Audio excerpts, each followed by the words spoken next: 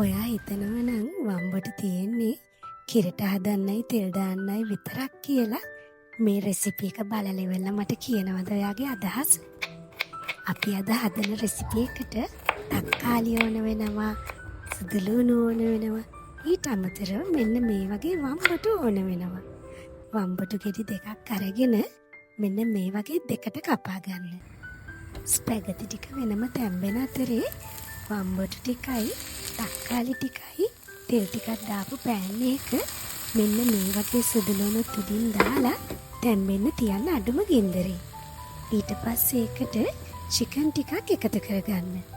ටිකක් තැම්බුනාම මේ වගේ තක්කාලි වල පොත්ත ගලව ගන්න පුළුවන්.